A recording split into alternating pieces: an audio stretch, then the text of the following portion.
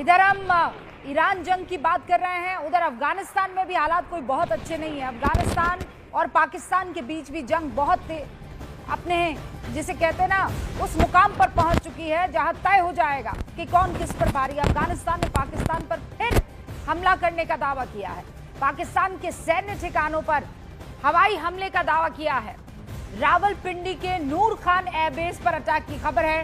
क्वेटा में 12वीं कोर मुख्यालय पर हमला किया गया है। ये अफगान रक्षा मंत्रालय की तरफ से हमें सूचित किया गया है।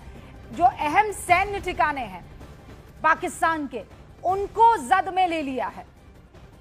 और ये कहीं और से नहीं, बाकायदा अफगान रक्षा मंत्रालय की तरफ से कहा जा रहा है। ड्रोन के जरिए सटीक हमले किए गए हैं।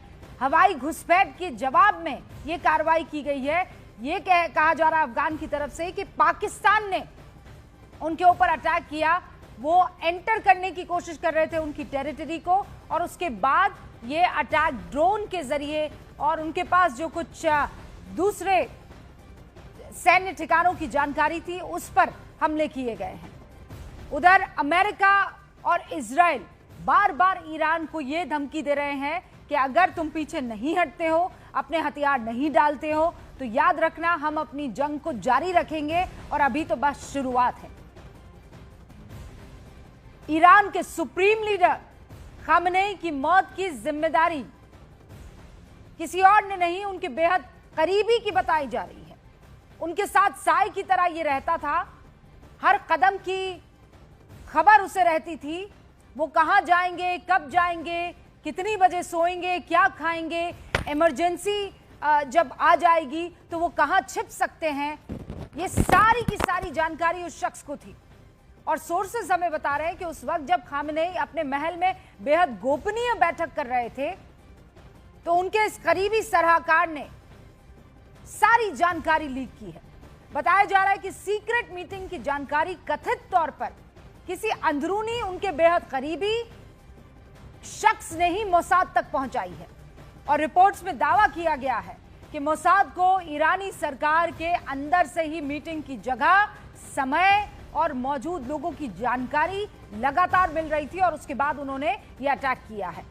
इसी आधार पर इजराइल और अमेरिका ने खामनेई के खिलाफ ऑपरेशन को अंजाम दिया।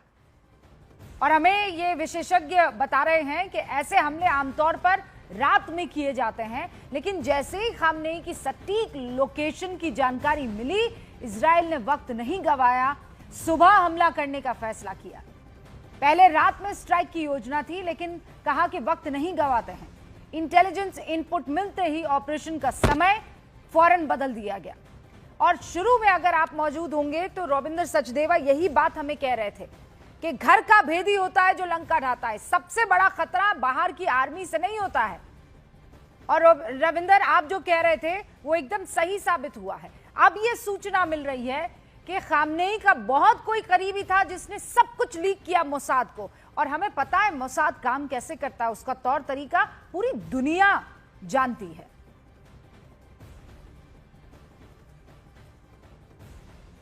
मेरे से जी रविंद्र। हाँ जी, नो एब्सोल्युटली। और केवल मोसाद ही नहीं, CIA ये पैसे से खरीदते हैं लोगों को, ब्लैकमेल करते हैं जैसे तैसे करके। और आइडियोलॉजी हो सकता है, आइडियोलॉजी हो सकता है जिसने दगा दिया वो इनकी आइडियोलॉजी से एग्री, या कुछ उसके साथ हुआ, उसके किसी रिश्तेदार को इन्होंने मार दिया। आइडियोलॉजी ह्यूमन नेचर है।